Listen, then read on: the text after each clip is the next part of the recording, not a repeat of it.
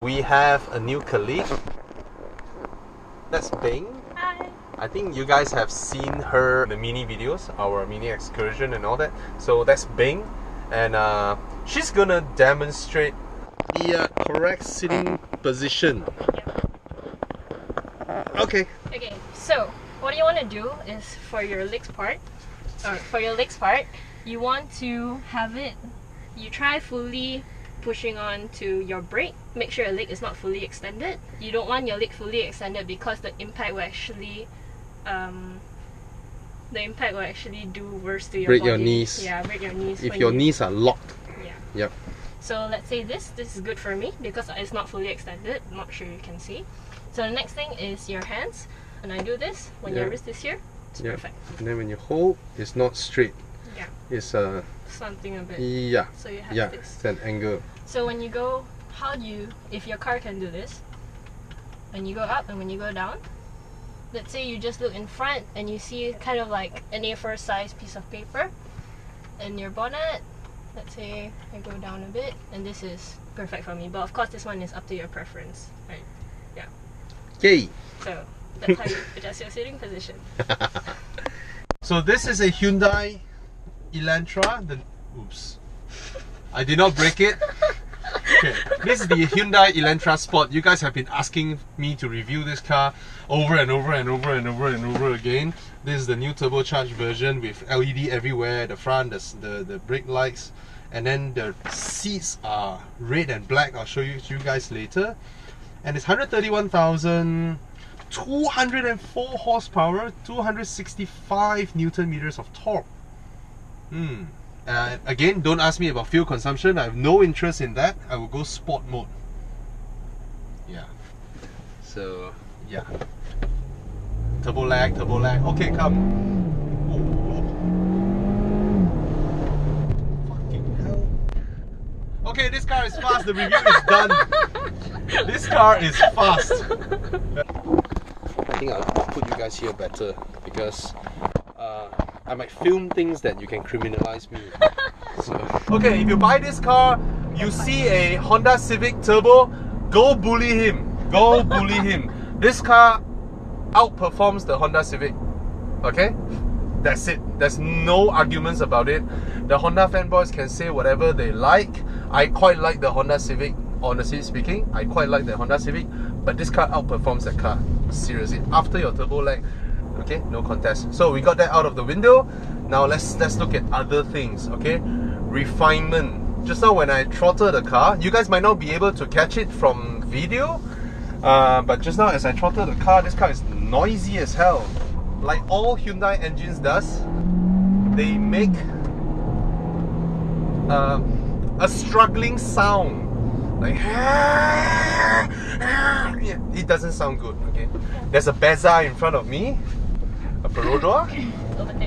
As we all know, Peroduas are there to slow down everybody. Yeah. Oh, come on. No.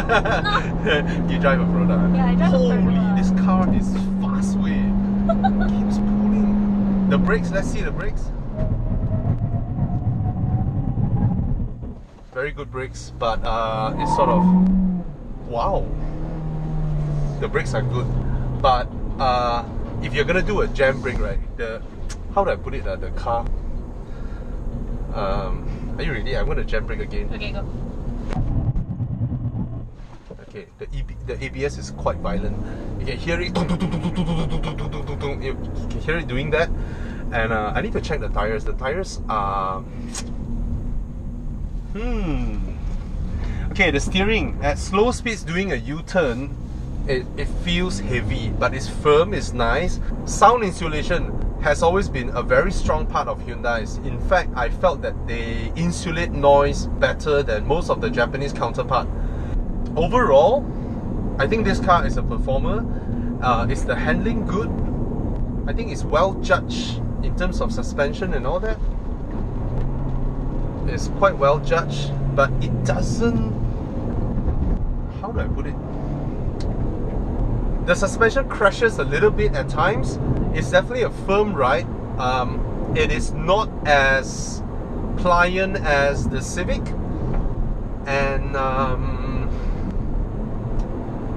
wind noise is very good, but road roar, there's a little bit of it there. But I'm in sport mode nonetheless. Let's be fair. Let's turn it back to normal. Do I have a normal? Oh, that's eco. Okay, I have no interest in eco. I'll go back to normal. This is the normal mode, so that it doesn't drag on the gears. Okay, let's cruise. We are at D4. Quickly upshift D7. Okay, that's the fun. We can go D7. Now I'm at 80, 7th gear. If I go into sport mode, it's not dropping gear. How come? I'm in sports mode. Oh, I went to auto. My bad, auto. Now it drops to D5. Okay, so it's 2 gears lower. Sorry, just now I was in manual. Let me try it again. If I touch the pedals, I see whether it will go back to D or not. Because in a lot of, look at European cars, BMWs or Volkswagens, all this, right? You're driving, you saw something, you brake, you downshift with your pedals. You don't need to push the lever to the left and come back to let it know you want it back in automatic mode. It will wait for inputs from you. If there are no inputs from you for a while, it will turn back to automatic mode.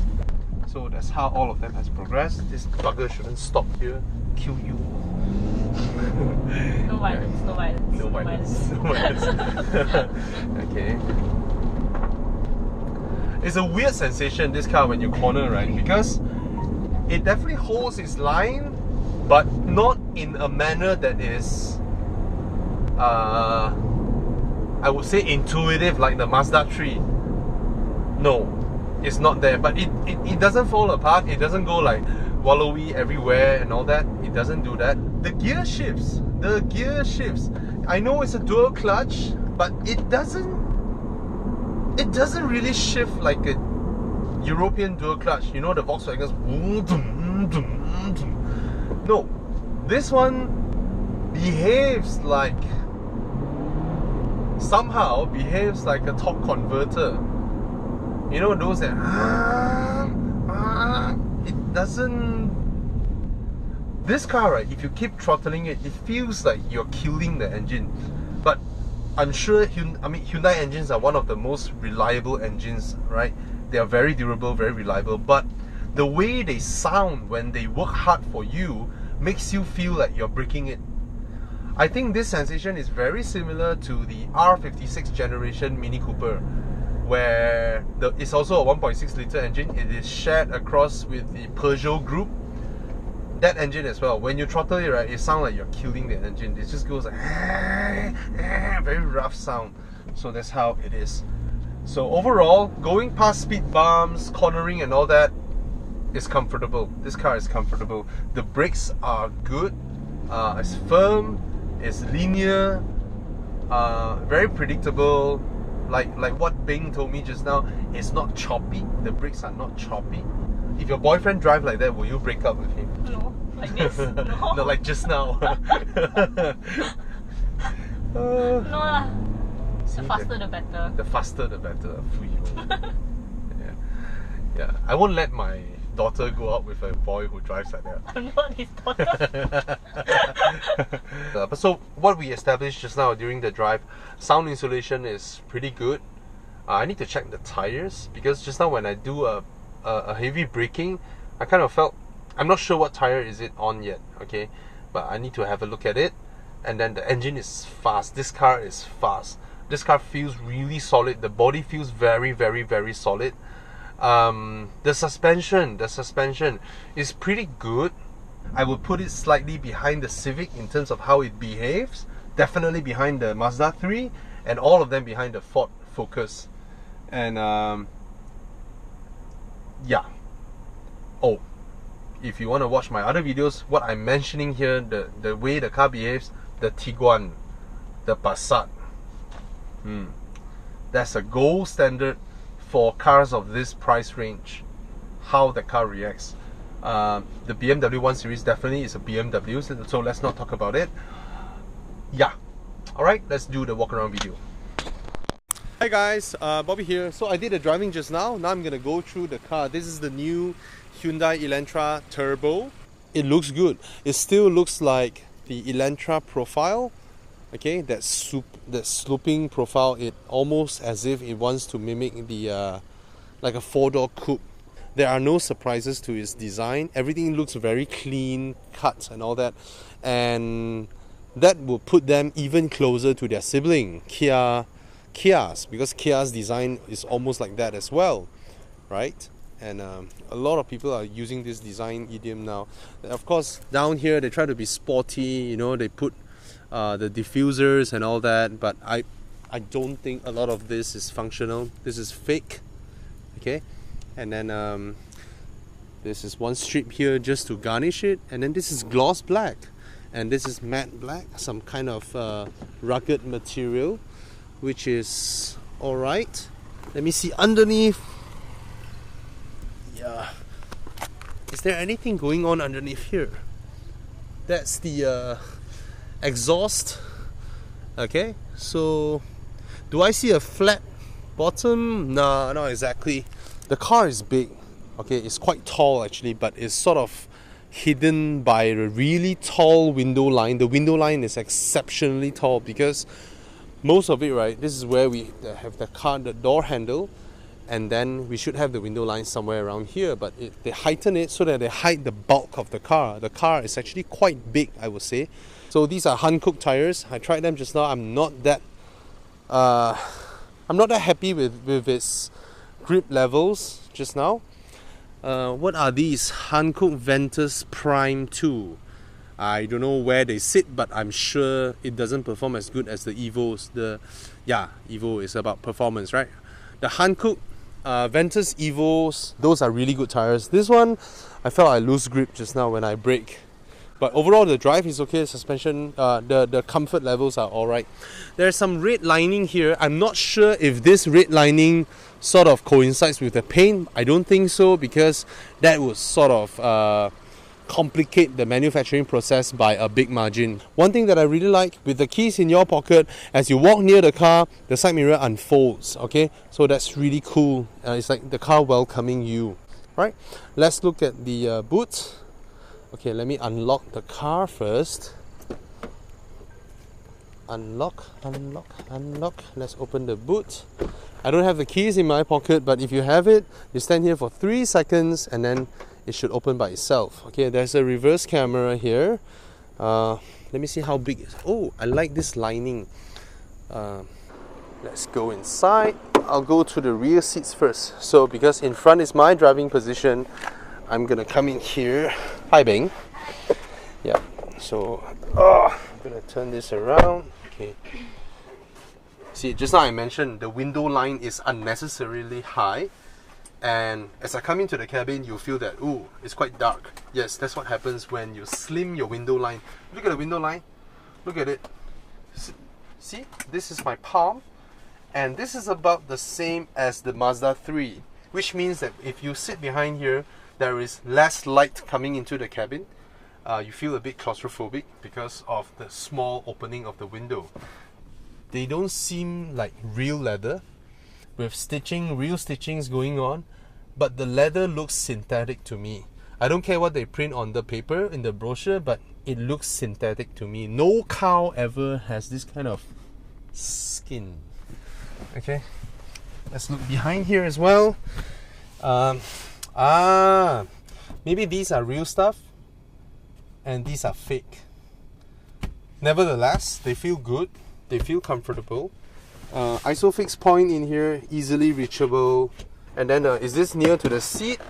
It's not even near to the seat. Will it be near to my legs? It won't be near to my legs. They could have made this slightly larger so you can put 1.5 litre bottles like Audi's. Okay. How is the space?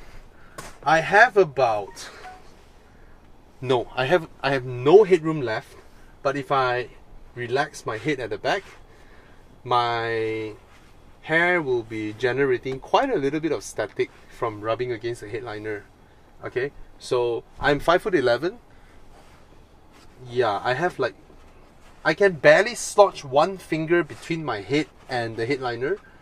But I would say this is it merely just pass. Okay, in terms of leg room, I have about 3 fingers.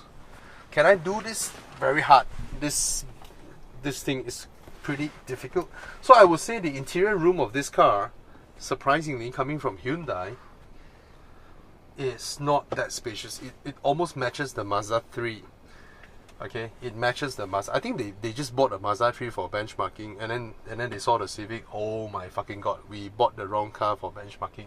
I think that's what happened in their R&D center, because yeah man, yes, they read all the rave reviews about Mazda 3, right? And oh, we're gonna make it look like that.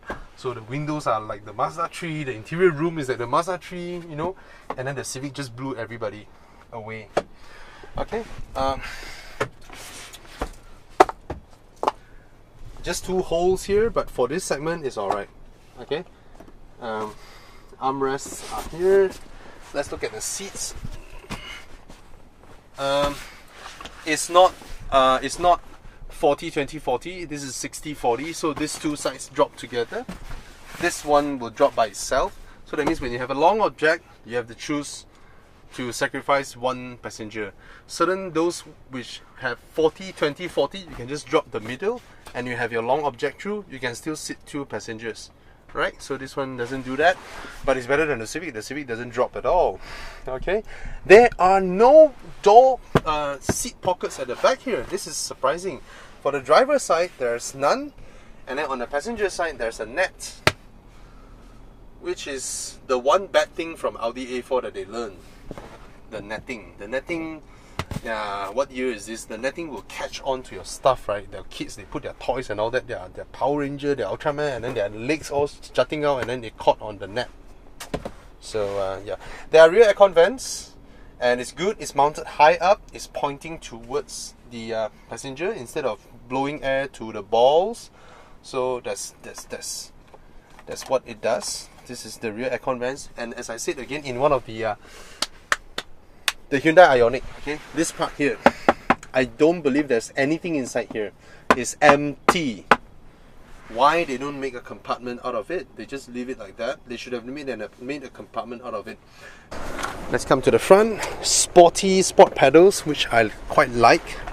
And again, look at how long the door is, and then they did not open up full length. How much wasted space is here? It's not like the speaker is over here, right? But they could have just shaped it a little bit more so you can put big bottles, and then extend it all the way to the back so you can have a huge door pocket to put your stuffs. Anyway, the steering wheel feels good. The steering size is very good for the size of this car. Like I mentioned in other reviews, certain cars, right, they have steering wheels that are too big for the size of the car or the interior. So this one is alright, and it's flat bottom, and it looks sporty, it looks good, and I like the way that they make the buttons jut out. Look at it, as I mentioned in one of my videos, right? I forgot which car was it. The buttons are flush against the curvature of this, so that when your thumb is here, it's very difficult to press the button. You have to shift your palm up and then to press the button like that. But this one, they make the button just jut out, so it's very easy, very reachable. So ergonomics wise, it's spot on. The wipers are here, stocks are there, and in terms of the overall layout, now it's a very personal thing, okay? In terms of ergonomics, there's no design flaws. I can't find a design flaw to it. I always like this compartment because it's very handy. As you block out this part, right, you can throw your things in. But somehow, I just find that it's, maybe they didn't, I don't know. Did they not call up Samsung or whatever, because it's cannot put a Samsung S8. So I don't know why. They could have made it larger, but oh well. Like I mentioned in some other videos, I forgot which one already, it's always a struggle between making how thick the plastic and how much room you want in there, because you don't want your central tunnel to move as the legs are pushing against it, right? You don't want it to flex so much, so you need to balance between the thickness and all that. There's one USB port, one auxiliary, and then two 12-volt, which I think in this time and era is not enough. You need a minimum of 2 USB ports at least. Now, this part, unlike Honda Civic has abandoned the manual handbrake. It's an electronic handbrake now.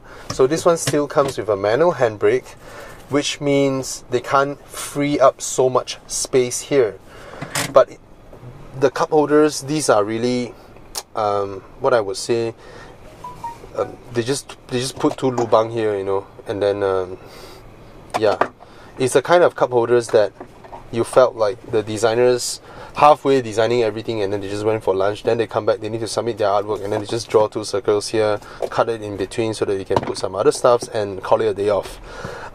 They should really look at how the Europeans, or how Honda, you look at Honda Civic interior, how this part is flexible and interchangeable to make it way more usable. So in this respect, right, this is no competition. This looks like 1995 again. This part again, it looks like 1995. It's just one hole with a... Oh, there's one more USB port here. Alright, I will give them credit for that. So this USB port can be used for the rear passengers and then the one in the front. And then it's sort of carpeted, but this part here looks really cheap, really low rent. Now, the big question, okay, I have driven the car, I have looked through the interior. Is it a match to the Honda Civic? No. Performance, it definitely beats the Honda, okay, but other than that, right, in terms of how the interior is laid out, the cleverness of how these things affect your daily usability, right, it affects it. So Honda definitely put way more effort in designing ergonomics and usability in its cabin, which is very important. I know Hyundai tries to sell their car, so they design it well, it's well built, and they drop in a really powerful engine. We have headline figures that sort of catches attention, but nah, it couldn't match the Honda Civic in terms of space, in terms of flexibility of usage. And that car is still a way more complete package. And in terms of size benchmarking, like I said just now, as I sat behind, I was a bit surprised actually. I never thought someone would build a car benchmarking the size of the Mazda 3, because that car is quite cramped for its segment, right? So does everybody want a 200 horsepower C segment car? I don't think so. And for those people who are really performance savvy, performance centric, right, they would have gone for the Honda Civic, because it's not, even though it's not as fast as this, but there are a lot more things than putting your pedal full on. So it's a commendable effort from Hyundai, but really they should put more effort in the ergonomics, on how the interior layout and ergonomics and all that. It's a job well done, but this has always been something that they haven't figured out. Every one of their cars, you'll be able to find that they didn't put much effort in the interior ergonomics. Yep. Everything else is well sorted, I would say. Yep. I've always liked this. If you watch my videos, right, you will know that whenever I saw this sun visor, this must be supplied by somebody else, because I've seen it in a lot of cars, and every time I see this particular sun visor, I always give a thumbs up. It's super high quality, first off, and then you can switch on and off. Okay, wait. Yeah, forgot about it. Wait, so there are no lights here, but if you push it, then the lights switch off, but then you have to switch on yourself. Okay, anyway, and then you have this part. This part is to block off sunlight that sort of shine through here, so you have an extra panel. So I've always liked car makers that order this sun visor from whichever supplier. Okay, there's a sunglass holder here. It's alright, it's padded here, it's high quality. So is this a bad car? No. If you look at the price of Honda Civic, but you want more performance, Golf GTI levels of performance, then you can go for this car. But in terms of everything else, the interior ergonomics and all that, right, it cannot match the Honda Civic still. Alright, and it has a dual clutch instead of a CVT. Yeah, the Civic has a CVT, so you can sort of make the car do that rubber band thingy, but it's one of the better CVTs, I would say. So in terms of its segment, the Mazda 3, this guy, and the Honda Civic is sort of the eye-catching cars. But in terms of daily usability, right, I don't think these two actually matches the Civic in terms of size. And there's another guy that we sort of forgot about it, the Corolla Altis. okay, because that car, right, is so well spec now, and that car is still very spacious, it still drives well, and is smooth and quiet and comfortable. So don't forget about the Altis as well. And of course there's a Jetta, which you can cruise at 200 km/h, 220 km/h in complete comfort, because it's a German car. It's very different. The highway demeanor of that car is very different. So yep, I guess this is the turbo. Do I still want to review the regular one? I don't think so, because this car is more powerful than that, more specs than that. That one is a cut version of this, and then they both have the same platform, they both have the same space. That car is just a lesser version of this and cheaper. Maybe I'll drive it. Yep. Alright guys, I've just done the review of the 1.6 turbo Elantra Sport. And now I'm in the Elantra, the one without the sport, without the turbo, as if without a lot of things, but actually no. So this one is white color, just now that one is red. And then I get the same infotainment system. I get an air conditioning unit instead of a climate control unit. So this one actually suits Malaysian more. Yeah, a lot of us, right, oh, no climate control, I want climate control. But then all of us, when we were given a climate control unit, right, we always go up and adjust the fan, adjust the temperature and all that. We keep adjusting them, so we use them like how we use an air conditioning unit instead of a climate control unit. Okay, same fare here. You get a USB auxiliary 12 volt, and then everything is the same here, and then over here is the same as well. Yeah, the USB is there as well, so everything is the same. Except, put you guys back. I need to drive. Okay. In that car, the parts where we see red color leather and all that, in this car is Alcantara. Did they sort of mismatch it? Because isn't that supposed to be the sporty one, and then this one is supposed to be the smooth going, unassuming. This is the kind of car that I go in, right? I don't feel like burying the throttle and then throwing the car into a corner, because the car is just so smooth going. And then when it's smooth going, the gears don't drag on and all that, right? I just hear less of everything. Well, Hyundais typically have really good sound insulation. Their NVH levels are really good, and yeah, this car is quite unassuming. It's 116,000, so it's 15,000 cheaper than that car. One is 131, this one is 116.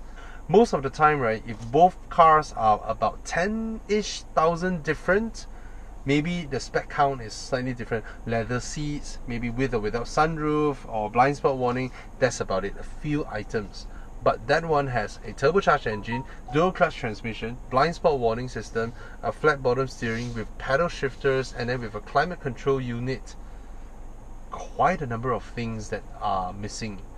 So for 15,000, then that will make you feel that this car is expensive. And then when you look at the car, you should go for the car, right? Because this one seems to lose out a lot, right? When you go for the car, then it falls right smack into the pricing of the top spec Honda Civic Turbo.